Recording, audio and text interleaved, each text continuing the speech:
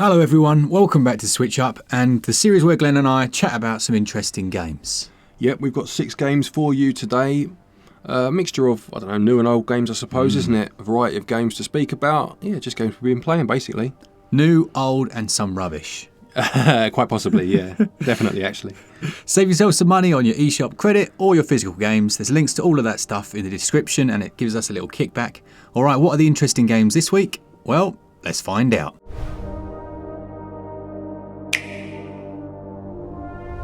Alright, I'm going to start off with one that's probably falls into both the category of being rubbish and old. Okay. Quite old. No, it's not rubbish.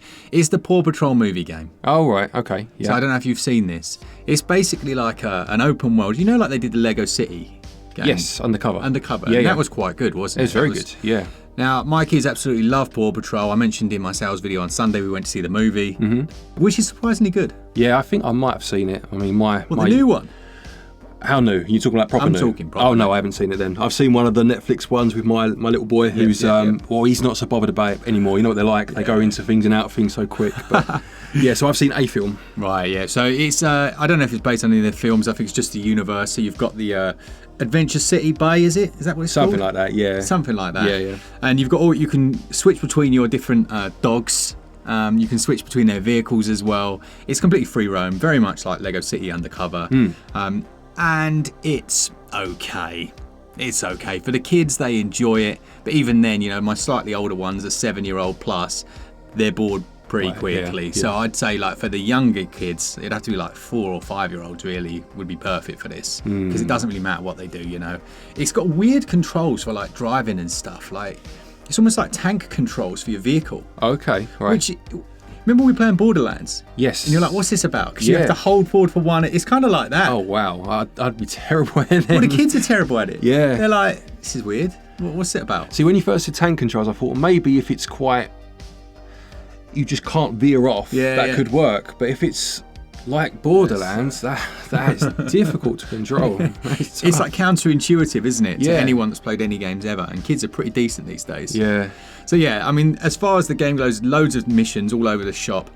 Little things like there's a guy on a bridge and he wants a hot dog. Right. I mean, I don't know why. Why are you on the bridge? Go down to the Yeah. hot dog stand. Yeah, I mean, there's plenty of them. Loads of them. Adventure-based city, I'm sure.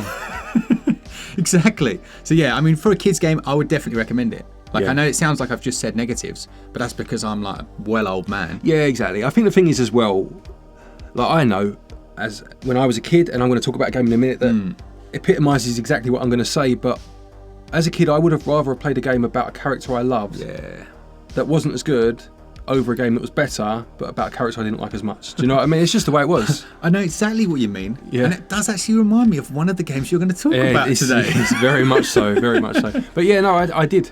You know, the vast majority of my Super Nintendo collection, say for example, were movie games because they were characters I liked, Yeah, and most of them were poor compared to your Marios and your Zeldas and whatnot. You know, I do. I remember Krusty's Funhouse. A lot of people didn't like that. I love that game. that was like I thought it Lemons, wasn't it? amazing. Yeah. like same premise as Lemons. Difficult. Yeah. I mean, it's just with all of these sort of games, isn't it? You know they're going to go on sale. Yeah. You know you're going to find them dirt cheap. They're going to be in a basket clearance somewhere. Just that's when you nab them, isn't it? And ironically, it's a lot less lazy than one of the games that we're going to look at today. Yeah. You know, it's a licensed game. They've clearly tried quite hard to Yeah. make it fun for kids. Yeah. And you've got these different areas like prehistoric and all sorts. So yeah, there's enough there, I'd say, for kids to enjoy.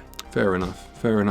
Okay, I don't want it to seem like the whole list is going to be full of mediocre/bad games, but I might as well go on with my one because it ties in quite nicely. So yeah, you know, people always have their vices, don't they? They you do. know, it might be chocolate, it might be whatever, but mine have always been licensed video games, movie tie-in video games. I just love them.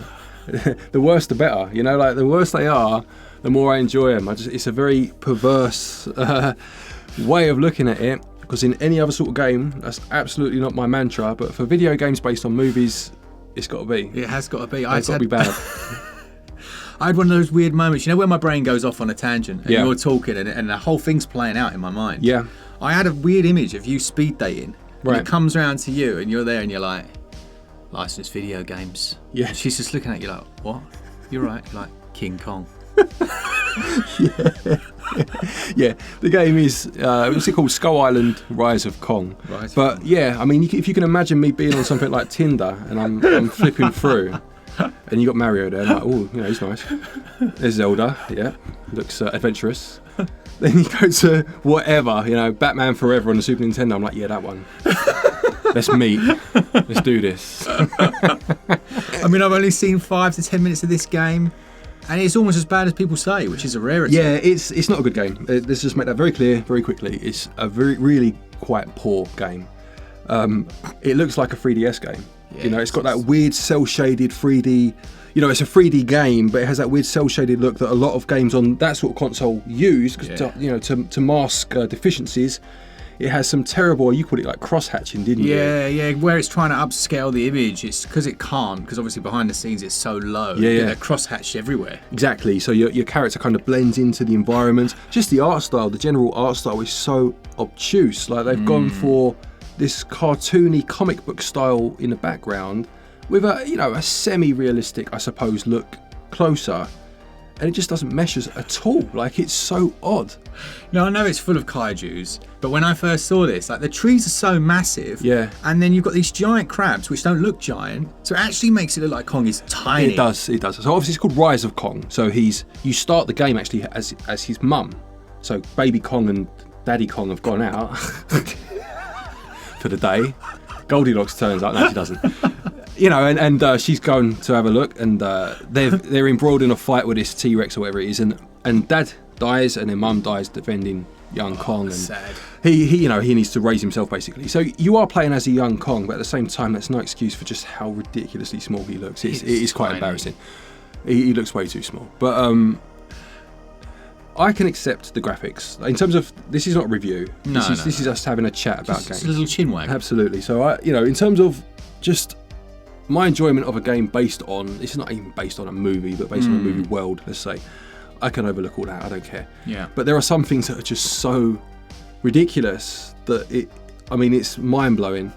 Like, there's no real objective. You'll sometimes walk into an area and it will say, defeat all enemies, or destroy the nests we've just done, haven't we, you know. But there's no waypoints. You basically roar by pressing down ZL and ZR, and then in the distance there'll be like like there's lines you'll see in comic books to show that someone's exclaiming something or shouting or something. They'll just appear, and then you basically follow that. But they're over way off in the yonder, you know, like it's not like, so you just aimlessly walk in that way until you finally hopefully find something.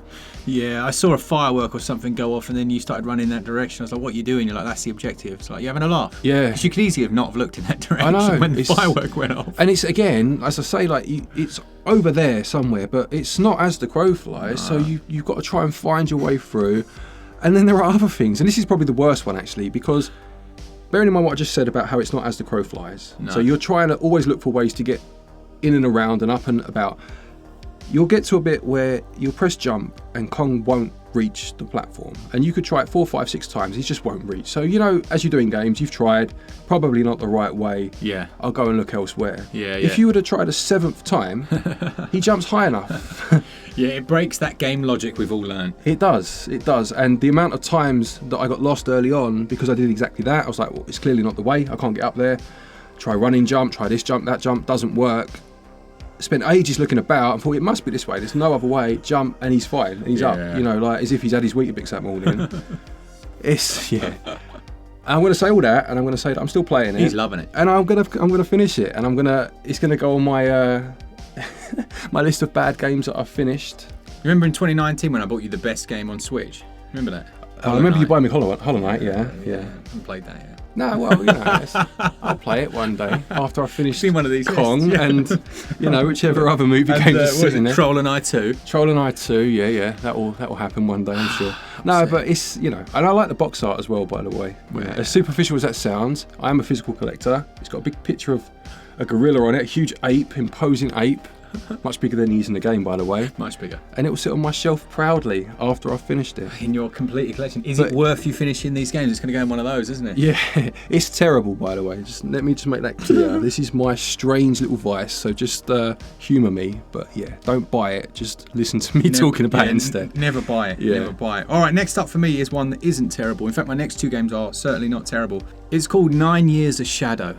Have you heard of this? No. No, you won't have done, because it shadow dropped onto the eShop about a week ago, and I was like, that looks lovely. Now, I've been chatting quite a lot to the developer on Twitter, one of the developers, and I kind of asked him where the game had come from. You know, it just seemed to appear out of nowhere, and it looked far too good to appear out of nowhere. Yeah. You know what I mean? Turns out this is their first ever game, but they've got quite a large team. I mean, he said there's about 50 people that have worked on it. Oh, wow. Okay. That's a lot, right? Yeah, it is. For your first game. Yeah. So yeah, it's basically like a Metroidvania where when the game starts, there's no colour in the world. Like, it's completely monochrome. Yeah. Which always looks cool, especially when the colour starts to flood back in. That's I'm not going to say how it floods back in, but you get the colour back in the world. And then it's a traditional Metroidvania. Now, there's all your classics. In fact, I was saying about Hollow Knight a second ago. Yeah. It's very much the Hollow Knight system, whereby you find a bench. In this case, it's a piano, and you sit down.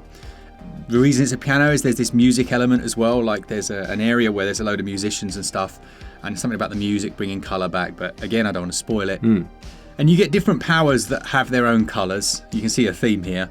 So one of them's like, what's the guy under the sea called? Poseidon, is it? Poseidon. Yeah. And his is blue, and it allows you to turn into a fish and swim around, which I thought was quite cool, and you can kind of dash. It's complete free roam, so while it does have the Metroidvania elements that open up certain sections, that might open up 6 sections, you know, and you kind of decide which direction you go. Like, massive map, like big old map. The thing that I mentioned to the developer that I really would love to see is a fast travel system. Yeah. You know what I mean? Yeah, Even Hollow Knight had a system of trains that you could at least go from one side to the other. It wasn't bench to bench. But apparently there's quite a lot of technical difficulty in making that, which I think is I'm quite surprised by that. Because I would have thought you'd have literally just like fade to black and just load the area that the other bench is in. Yeah, I can't think where I guess maybe in terms of coding it so you go to that particular screen next as opposed to following a sequence that had been programmed in. Yeah. Perhaps. Yeah, maybe behind this, I mean, we're not developers, so behind the scenes, it maybe you guys can let us know. Maybe it's a lot more complex than it seems.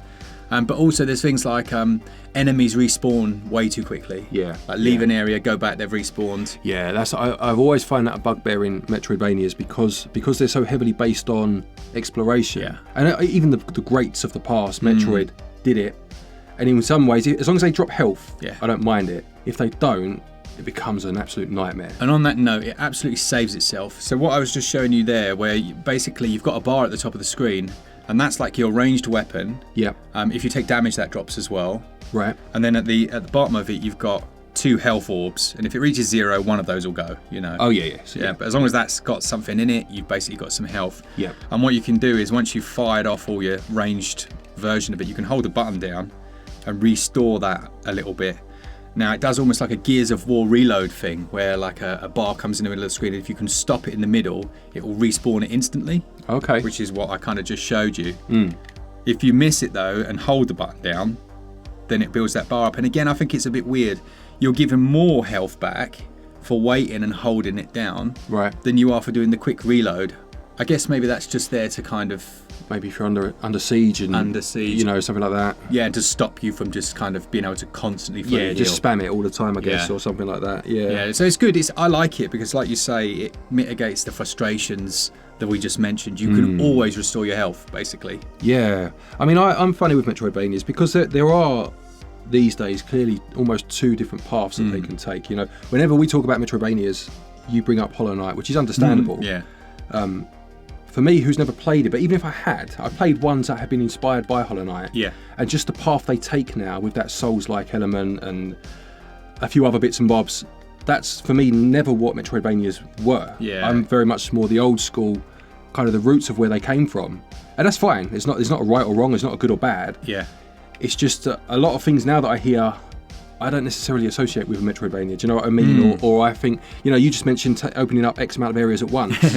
For me, that's almost like I'm overwhelmed just hearing it. I want to know that power-up I've just got means I can now go back to that area and go in that room or that sequence of rooms. If all of a sudden I can go anywhere, I'm like, oh my God, where do I go now? Do you know what I mean? I like it. I like linearity in a Metroidvania, despite the fact it is technically open world. I guess maybe that's a subgenre in and of itself, a non-linear Metroidvania, as opposed to a linear Metroidvania. Absolutely. I think where Hollow Knight came along. I'm not saying that isn't. I haven't played it to say, It but is, yeah. you know what I mean. That game opened up a brand new world of Metroidvania, and I think sometimes people forget that they existed before that and were quite different. Yeah. You know, and there are two ways you can go. And I almost have to know what I'm playing in a Metroidvania before I start to know if it's that type or that type, you know? Yeah. So this is definitely that type. That type or not that type, yeah. But it's very, very accessible. Really, really nice, tight controls. Like the amount of ones I've played, even that Bloodstained Ritual of the Night had a real input latency when you moved around the first time I played it. Yeah. And they had to patch that They up a patched lot. it a whole lot, didn't they? Yeah. But this is like instant response, you know. I really appreciate that when I'm playing games. Just so you know it was my fault when something goes wrong, yeah. you know? Oh, for sure. Yeah, it has to be, doesn't it? Yeah, good boss fights in there as well. I think it's a very good game. So yeah, if you're a Metroidvania fan, consider it. Just note that there's a couple of irritations, like no fast travel system. But for a first game, I mean, it's impressive, if you ask me. For sure. It looks lovely as well. It really looks nice. Right, my next one then is from a series that I'd never really played. I dabbled in it to the lightest of degrees. And it's Five Nights at Freddy's Security Breach. Yeah, I remember you reviewed an older one of these. We had a look at it. Yeah, I don't think we scored it. And that's probably as much as I'd ever played of the series. So obviously the traditional ones are kind of based on looking at monitors, aren't they? And you're trying to close doors and not let the power run out. Otherwise, Freddy and his gang, which are like animatronic robots, basically get you, come in and get you. And I'd seen or I'd heard of, the reaction videos to people for the jump scares and stuff back in the day. That was the rage, wasn't it? All the rage. But this game's very different in that it's a first-person experience where you play as a young boy that's been locked in it's like the Pizzaplex, I think it's called, overnight, where these animatronic robots are. They're like musicians, they're on stage performing songs. Yeah. And obviously, as the night goes on, so Freddy, he's actually good in this game. I don't know if that's always the case. I'm assuming it isn't. Okay. That he malfunctioned on his last performance of that night on stage, and for whatever reason, that means that he's now not behaving in the way that the other robots are, and he's there to help you. Okay. And you're just trying to survive the night so you can get out the next day. And it's basically, so it's a first-person, stealth adventure game, whatever you want to call it, where you make your way around the complex and you need to visit certain areas.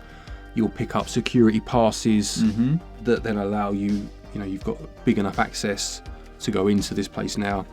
There are not boss fights necessarily, but set pieces that you'll need to take on the other animatronic robots and defeat them. For want of a better phrase, you don't exactly defeat them. They're still about, but get past them at least. So it sounds very different to the older ones. So in the older ones, you'd be sat in a room. I played on mobile. I think these might have even had their heyday starting on mobile.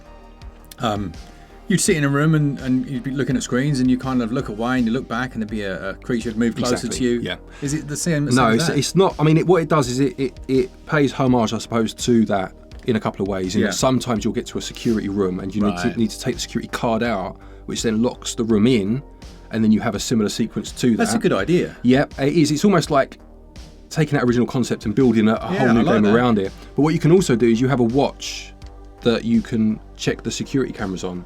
So if you've had to run away and hide, like you do in stealth, these sort of first-person horror games, you can then check the camera, see where the other robots are and see if it's safe to come out. Oh, that's quite good. For me, that's slightly flawed in that I never felt the cameras were positioned in such a way that they were as helpful as they should be. Is that the point though? Maybe, but then if the point of the game is to use them, then why make it quite so difficult to use them? Do you know what I mean? But it's not, to be honest, I've barely used that watch feature, and I'm nearly finished the game, so I don't think it really matters. Do you know what I mean? Use it. If not, don't. Now, I'm really enjoying this game, I have to say. As someone that doesn't really like stealth and knows nothing about this franchise, I'm surprised by how much I'm enjoying it. What is it that's making it so enjoyable? I suppose the fact it's horror themed to an extent. Yeah. Is intrigues me. The fact that original Five Nights at Freddy's premise for me got very old very quick, and they found a way of like reinvigorating it or just fleshing it out. I guess I really appreciate. What I do need to say though is performance on the Switch is terrible, but I mean terrible. It's to the point where when games kind of you'll walk through a doorway or through a door, and then it has a loading screen. So you don't leave. It doesn't go to black. It doesn't cut to black. You stay. You just freeze for a minute, and there'll be a little icon in the bottom. You clearly load in, and then you'll walk a bit more. So you could walk through one of those. It will load, and then you'll walk a few steps, and it will stutter about. And then you'll walk to the next door and it will load again. And it's like, oh, just let me walk a bit, will you? You know, like, and if you're being chased at that point, it doesn't half kill the immersion, you know? I know, exactly. Weirdly, one of the games I'm going to talk about has the same thing in it. Yeah. Not to that same degree, but it is a very immersion-breaking thing. Yeah, it's frustrating. And there was a level or an area, so you have to survive till 6 a.m. And I think I was in 5 a.m. at this point. Right. I got to this area, it's called like Roxy's Raceway or something. So Roxy's one of the robots. And the game just fell apart. Like, it literally fell apart at the seams. Yeah, quite apt to being in a raceway. But like the screen kept going black, and you could kind of see the assets about, you know, the cars or the whatever, the save box on the wall, but you couldn't see the floor or the sky. It was just nothing. And then I was like, right, I'm going to save it. I'll just save it, and I'll turn it off, and hopefully that'll fix it. And I kept walking towards the save box, and it kept disappearing in front of me. Oh no! And it's like, if I get caught, there's no autosave. No. I'm done. I'm going to have to do all this again. And thankfully, I just managed to. I was just walking around like I needed something to trigger to snap the game out of it, you know. Yeah. And you can climb into the robot Freddy's like chest cavity, and then you won't be seen by the other robots. Okay. And I managed to just find him and climb into that, and it fixed it. And then I could save it, and I turned it off just to be sure, and it actually runs ever so slightly better now. That's weird. It's almost like the game was just having a moment, having a bad day, and it woke up the next day and it felt a bit better for itself, you know. But patch notes, Freddy's chest. Yeah, jump in Freddy's chest and it'll all be good. But no, it's still poor, like performance-wise. But that did seem to just jolt it out a little bit. And it's testament to the game, actually, that I'm still enjoying it as much as I am, despite fighting with the game a lot of the time. So it's one of those where I'd have to say, play it elsewhere. Yeah. You just have to. You know, I can if it's not for review, and I'm just playing it for fun, I can put up with a lot. I don't really care, as long as the game's not completely broken. And obviously this pushed its luck, that's for sure. I can put up with it, you know. But if you're not like that, then play it elsewhere. But very good game. Really nice. Yeah, I'm quite keen. Like last week, you were talking about the or a couple of weeks ago, the what was it? The bakery one. The bakery Devils, one. What's it called? Ravenous Devils. Ravenous, and then we all went out and bought that then. Yeah. I looked at it, I was like, yeah, that's decent. Have I played it? Not really. Nah, it's good though when you get a chance. Yeah, when you get a chance. This one sorry, we'll move on in a minute, but there's certain bits like, I like when games take something that is very happy and family friendly and turn it sinister. So like you end up in a daycare centre. That says a lot about you, Glenn, that does. Well, it says worrying. It says that I like horror. That's what it's all about though, isn't it? I mean, that is escapism, isn't it? You know? It really is. You said the other week something about you like to play as a thief in games. Yeah, I do. And funnily enough, I was playing something yesterday, that one, the Pale Blue. Yeah. Became a thief in that exactly, as well. Exactly. A criminal thief. You end up in this day centre, and you got like the mascot, and he's like this happy smiley sunshine man. Yeah. And then the lights go out and he can't deal with it because it's not daytime anymore, and he turns into this like evil version of it with like a moon for a face, and he's stalking you, and you're like hiding in ball pits and stuff. I think that's great. It's just a very clever concept, you know. I'm just going to check the door's not locked. All right, brilliant, lovely, nice one, mate. Okay, the last game then is, this is the last one, isn't it? Your last one. Oh, my last one. My last one is, wait for it, drum roll. Yep. It's Harry Potter Hogwarts Legacy. Oh, yeah. So I did a massive performance technical review of this yesterday that took me flipping ages. And yeah, I think it's a good one to talk about because I think it's one of those where you can't dedicate a great deal of time to actually talk about the actual game and, you know, how it runs. Yeah. You know, how it plays. How it plays, yeah. But I think they've done a really good job here. I think the actual gameplay is really good. You design your character, it gives you that kind of open world RPG in the Harry Potter universe without being too constrained to what came before. Right. You know, the books, all of that stuff. It's set before, like, way back in time, isn't it? I believe. I don't know Harry Potter as much as you. You know, I'm not. I said before, I've only watched a couple of the films. Yeah. So yeah, it doesn't feel like it's constrained too much by any story arcs of the films. You very much got free reign, and then it introduces new characters, and you kind of go out and see what's what. But I'm really impressed with the actual game. Now, I played this back when it first came out on the Steam Deck, so I've kind of got a different experience. Yeah. I kind of know how it should run. Right. But they've done all right. They've done all right. I think a lot of people were like, oh, there's no way it's going to work at all. It's going to be terrible. But it isn't. So once you created your character, you get your little, what's that induction ceremony called to choose your house? The sorting hat. The sorting hat. Yeah. So they stick that, they whack that on your bonce. Yep. And then they give you a question, like to tell what kind of character you are. It instantly gave me Slytherin. Of course, yeah. Yeah, it was like ambition. Ruthless ambition. Yeah, that was my core trait. Yeah. So it gave me Slytherin, which I think is out of order. But there, I did quite like the green, so that was all good. Ah, fair enough, yeah. So it gives you your house, and then that affects your dorm as well, which is quite cool. Like outside my dorm, there's like this snake around the doorway. It's very cool. Yeah. Now you were just saying about the loading thing. It's always done that in this. Yeah. So you get to a certain door, and they'll see a little icon, and you go through. But you've got quite a large area before you see that again. Yeah. But then eventually, after it's done all its faffing about and taught you all the mechanics, and you've lost a few physics-based wand games and taken part in their version of Fight Club, it lets you free on the world, and they've created a really nice world to explore. Right. And you can get a broom and go flying around and all of Nice. that. Quidditch. You into Quidditch? I wouldn't say I'm into it. I mean, I've never played it myself.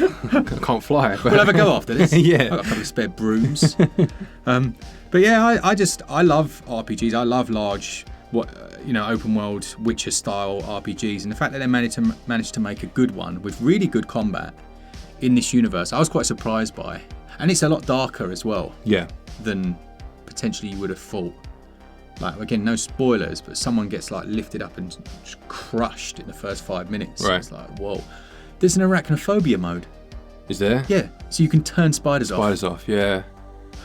Yeah, that's quite interesting. I suppose there's quite a lot of them in Hogwarts, isn't there? Yeah, I mean, milling about. You've got your milling about. just going about their business. Minding their own business, yeah. Webs. Crawling around, doing what they do. What do they do? Webs. Oh yeah, build webs. So, yeah. But yeah, I think this will be one you might want to add to your physical collection. Yeah. But you might want to wait till they've added that 7.3 or 8 gig patch into the cartridge. If they do that. Well, I don't you think don't think they do will? No. These available for pre-order now, isn't it? They're not going to do a second batch with that on the cartridge. They'll just make you download it. Well, I follow a guy on Twitter. Yeah. And he has a list of games where they have done that eventually, and there's a massive list. Okay. Well, maybe I stand corrected. I don't know, would but be, it's just something he does. I'll have to show you him. He's got a PDF. Yeah. Really Okay. good. I mean, if that happens, that's actually really quite encouraging to know. Yeah. I'll start waiting until I buy games for Yeah, a couple of years. he releases. He's like, he tells you if it is, and then he kind of has. I don't know where he gets his info from, but he knows when they're going to come. So I suppose it's like a batch number or something you need to look out for. Exactly. Is there, And then I think he tests them as well. Fair Right. play to him. Yeah. And then posts whether they've got the update on. That's good to know. That's good. I didn't think they'd even bother do it. To be honest, yeah. Yeah. Fair enough. Yeah. I mean, like you say, I've seen all the Harry Potters. I have read all of them, apart from the second one, funny enough. What's the second one? Chamber of Secrets. And the only reason I haven't read that is because I was a teacher, or we were teachers. Yeah. So I read the first one so many times back then to kids, to classes over the years. I got fed up with it. Every year, like, it's the first time they've ever heard it. It's the 20th time you've read it. Do you know what I mean? And I didn't think much of it, to be honest. It was fine for a kid's book. So I didn't bother reading the second one. And then people were like, oh no, it gets better, it gets much darker. So I was like, right, okay, well, and someone said, read the third one, the third one's where it gets good. And I'd seen the second film, so I was like, well, I kind of know, I won't bother reading the second one. So to this day, it's the only one I haven't read, quite strangely. But yeah, like, my daughter's into the films and the books, she's read the books, but it's quite weird because we only let her watch up to the third film because it gets quite dark, doesn't it? Yeah. So for years, like, she was, she'd watched these 3 films, she was like, these are great, are there any more? I was like, yeah, there's 5 more films. Wow, can I watch them? No. No, you can't. Not for another 5 years. And she's had to wait for 5 years before she can watch them. It's actually quite cruel, isn't it? Yeah. But I will pick it up at some point. Maybe for her for Christmas, actually. But Cool. yeah. Nice. My last one then is a bit of a blast from the past, but with a new skin, if you like, and that's new Joe and Mac Caveman Ninja. Oh, I've seen this. Yeah, it's like so old school side-scrolling. Side-scrolling. It's kind of a run and gun without the gun. You know, it's a platformer, Okay. but it's quite fast-paced, and you're constantly throwing weapons. You know, Right. axes, stone axes, and wheels and boomerangs, all sorts. But it's a game that came out in the early 90s, like very early 90s, 91 maybe, by Data East, who are a company that I had a lot of time for back in the day. You know, I had a Commodore 64, and a lot of their games were on there. Some of my favourite games of all time are from Data East, things like Sly Spy. Yeah, so this came out in the arcades, and it had a Super Nintendo port. Now, from what I remember, I've played both. I've played much more the Super Nintendo one than the arcade, I must say. But the Super Nintendo game was reworked to be much longer. The levels were made longer. You had like branching paths at certain points, so it had like an overworld map, you know, like Mario World. Yeah. And you got to a point and you could go this way or this way and play a different level, obviously. I don't think the arcade had any of that. I think it was quite very short levels, big set-piece boss fights against dinosaurs, you know. And this has two modes. It has like a classic mode and an extended mode. And as far as I can see, it's almost like they've remade the arcade game and the Super Nintendo game, and they're both on there. That's how it feels, you know. And it's done in a hand-drawn style this time as opposed to pixel art. Is this from Johnny Arcade? Is it those guys? No, they did. Johnny Turbo Arcade released the arcade game on the Switch. I was going to say, digitally. I'm sure they've done one of them. Yes, they released the arcade game. They did a lot of the Data East games. You had Arcade Archives did a lot of the Neo Geo games. Yeah. And they did a lot of the Data East games. So you had the Data East, and then you had a company called Ocean. Was that around the same time? Yeah. I used to love the Ocean Well, games. funny enough, Ocean released a lot of movie tie-ins. Ah. So Ocean were a company whose games I played countless amounts of. Most were very mediocre. Oh, yeah. But they were movie tie-in games, so, you know. But this isn't a movie tie-in. This, let's stick to the task at hand. But this is a very good platformer. It is good. I've always enjoyed this game. Now, what I will say about it is the weight of character it feels very odd. It's not like Mario where you can kind of, the inertia feels natural. Here you kind of jump and then you plummet. Yeah. I mean, maybe that is more natural, to be fair. Yeah, but it takes a lot of getting used to when you're trying to platform. And back in the day, if you fell off, you turned into like an angel and you could navigate back onto the platform, then press A to spawn. You know, it just takes some getting used to. Your character is very heavy. But you can play as Joe and Mac in co-op. You'd hope so, with a name like that. Yeah, exactly right. And you can, which I haven't done in this new version. It might be interesting to... Friend! Yeah, find a friend, caveman friend, and give that a go. But it's... If you like the original, this is great. You know, it's quite expensive. It's physically, I mean, I paid... Well, I didn't. It was £30. But I went onto a website called The Game Collection. I know it. And you get points every time you buy something, like our points, you know, for eShop credit, that cashback system. And I went on there and I had like £21 worth of, you know, whatever you call it, cashback. So I got it for £9. Decent. So, you know, well worth it. And it's just a fun game. It's just a fun game. It's a nice throwback to the old days. I'm on a bit of a nostalgia kick lately, you know, and playing anything from the late 80s, early 90s, you know. Yeah, exactly right. So I've got that one on the go as well. I've got close to the end, but got game over. So I have to start again, obviously, but I got to I think the penultimate level. Yeah. I've completed it back in the day on the Super Nintendo, so yeah, hopefully another one I'll chalk off soon. Yeah, I'd like to give a shout. We obviously like indie games. I'd like to give a shout out to that indie shop, Mole's Gaming Hole. Did I send you any links to that? No. It's called Mole's Gaming Hole. Maybe we can flash the thing on the screen. It's just a guy, he just wanted to open his own game shop. Oh, you did? Yeah, do you remember? And he does some really good deals and stuff. But obviously it's difficult to get your name out there. So if you're in the UK, check that out. Okay, nice. Maybe we'll put a link or something in the description. But yeah, that's my final game. Just a nice throwback, a game I'd enjoyed back in the day. It was good. Lovely stuff. Yeah, so there's some interesting games. As always, do let us know your interesting games down in the comments. We like to read those and they give us some good ideas sometimes for things that we want to check out. Absolutely. As I just mentioned, if you want to buy some eShop credit and get that bit of cash back, then please do use our website, switchup.gg. You'll get 5% back, and it does build up over time. I can attest to that through other sources, but it certainly does. And before you know it, you can get something for free, which is nice. And you get another 5% off straight away if you use the code SwitchUp. There's also a link down there to Play Asia. If you're looking to import any games, use the link, use the code stated, and you get yourself 5% off your order from there. A quick thank you to our patrons and our channel members for your continued support, and to each and every one of you for watching our videos. Take care, and until next time, happy gaming.